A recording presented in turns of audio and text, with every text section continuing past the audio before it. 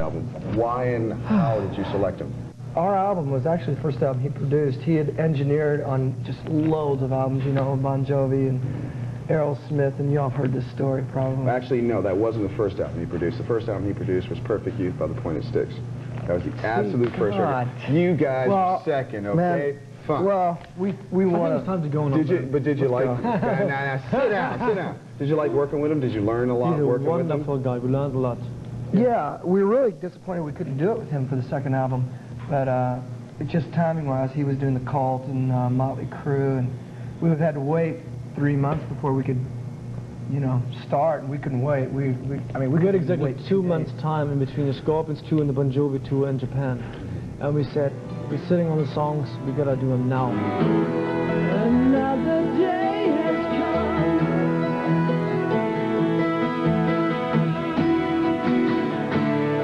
It's such a happy, happy, happy, happy load.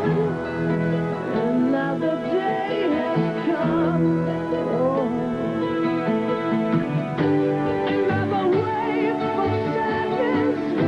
Another touch of madness. Touring is a very inspiring thing to do. I mean, dealing with all the different cultures, different audiences, and it's a very inspiring thing. You know? Plus, you have so much extra time, you know, sitting backstage, sitting in the bathroom, sitting in the back of the tour bus, you know, and you have a lot of time together to sit around and throw ideas like, here's a tape, and Lenny has his little Porta studio, and it's a good time to really get things together.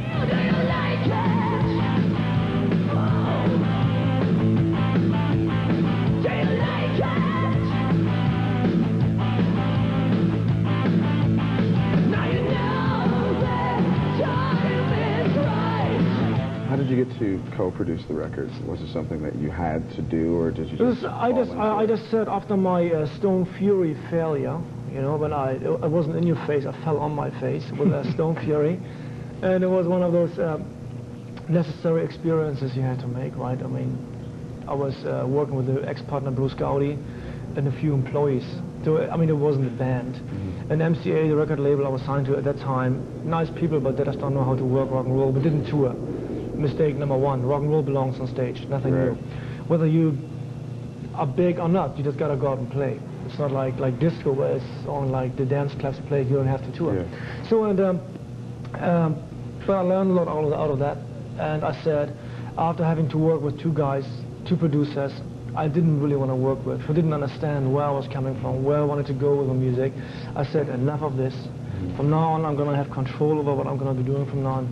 So, I couldn't be raped again emotionally. I mean, I'm doing this not just for the money, believe me or not. It's a very emotional thing, writing a song. It's like bearing a baby. The making of the video, do you like it?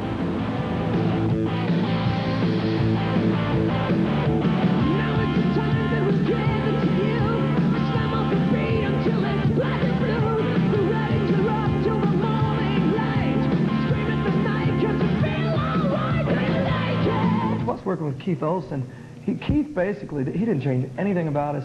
He captured the raw sound, the essence of the true Kingdom Come via the speaker cabinets. You know, it was all, I swear, he just captured our live. We recorded the album live.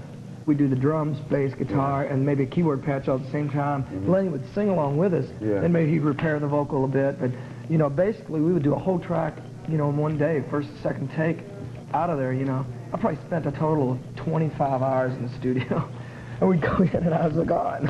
The hardest part in the studio is not to lose the live feel. You go into a studio and it gets very sterile, very easy, you know what I'm saying? And Keith was really good at like capturing the momentum, the like spontaneous feel of it and the sound of it. He knew how to place the mics, which is so important because you shouldn't have to re-EQ the whole thing. Yeah. But that's technical stuff now, who cares?